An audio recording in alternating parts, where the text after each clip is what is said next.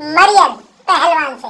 अरे पहलवान जी, पहले तो तुम मुझे ये बताओ जे कि कल शाम को मार्केट से लौटते समय पे तुमने मेरी कनपट्टी पे जो कस के झन्नाटेदार झापड़ मारा था ना, जो कस के झन्नाटेदार झापड़, तो वो जानबूझ के ही मारा था, जानबूझ के ही, या फिर बस ऐसे ही मजाक मजाक में मार दिया था?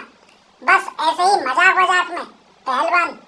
अबे मरियम, जानबूझ के ही मारा था, जानबूझ के ही। और हाँ, अब तू बता कि तू क्या करेगा? क्या मरियम?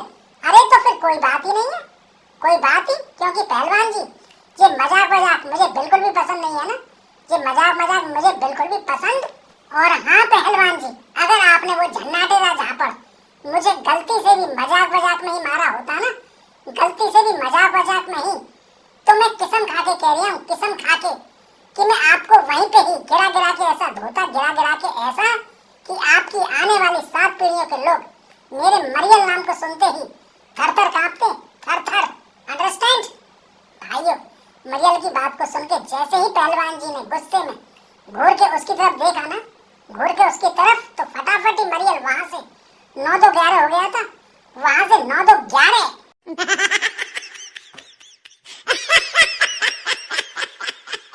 टीचर क्लासरूम में। अच्छा तो बच्चों ये बताओ ये कि कछुआ और खरगोश की कहानी से हमें क्या सीख मिलती है?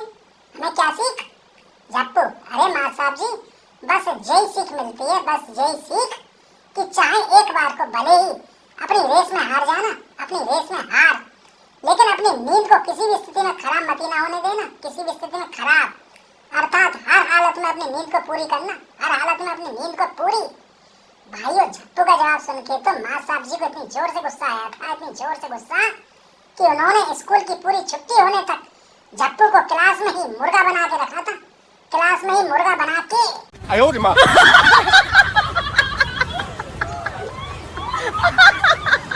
बुड़वक गुस्से में अपनी पत्नी से जे कहता है जे कि तुमने मुझे बिल्कुल ही कुत्ता वुत्ता समझ रखा है क्या? बिल्कुल ही कुत्ता वुत्ता।